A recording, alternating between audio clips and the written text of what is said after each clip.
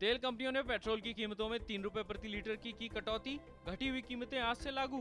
अंतर्राष्ट्रीय बाजार में कच्चे तेल में कमी और डॉलर के मुकाबले रुपये में मजबूती के चलते तेल कंपनियों ने की ये कटौती। आरक्षित रेल टिकट बुक कराने की अवधि आज से 4 महीने से घटकर 2 महीने हुई।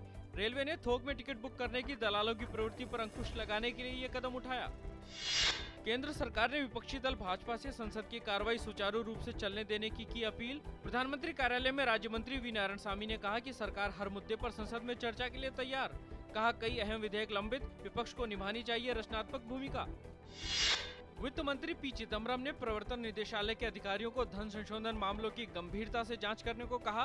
पॉन्जी योजना घोटाले मामले पर सेबी के चेयरमैन यूके सिन्हा ने कहा कि छोटे निवेशकों की बचत का कोई जोखिम नहीं हो, यह सुनिश्चित करने के लिए कड़ी मेहनत कर रहे हैं। कहा सभी प्रकार की सामूहिक निवेश योजनाओं के नियमन के लिए कानूनों को सख्त बनाने के बारे में गंभीरता से विचार कर रही है सरकार। पाकिस्तान सेना के प्रमुख जनरल अशफाक परवेज कयानी ने देश में होने वाले आम चुनावों के प्रति अपना समर्थन जताया। नेताओं और चुनावी सभाओं पर तालिबान की ओर से हमले के मद्देनजर कयानी ने कहा कि पाकिस्तान के चुनाव निर्धारित कार्यक्रम के अनुसार ही होंगे। मुंबई में मेट्रो का पहला ट्रायल रन पूरा। बरसोवा से घाटकोपर तक 10 किलोमीटर के इलाकों को जोड़ेगी मेट्रो। पाकिस्तान के लाहौर स्थित जिन्ना अस्पताल में भर्ती सरबजीत सिंह की हालत और बिगड़ी। डॉक्टरों ने कहा कि सरबजीत सिंह की हालत बेहद नाजुक, लेकिन अभी वे दिमागी तौर पर मृत नहीं। सरबजीत का परिवार आज भारत वापस लौटा। परिवार विशेषज्ञ डॉक्टरों से उनकी तबियत के बारे में लेगा राय। सीमा पर चीनी घुसपैठ का मामला सुलझता नहीं दिख रहा। खबर है कि दौलत बेग ओल्डी सेक्टर में चीन ने एक और टेंट लगा लिया है। नए खुलासे के बाद विपक्ष ने सरकार पर हमले तेज कर दिए तो सरकार ने बातचीत के रास्ते से ही मसले को हल करने की बात दोहराई। माकपा नेता सीताराम येचुरी ने लद्दाख क्षेत्र में चीन के सैनिकों के घुसपैठ के मामले पर उम्मीद जताई कि इस मामले को भारत और चीन आपसी बातचीत के जरिए सुलझा लेंगे।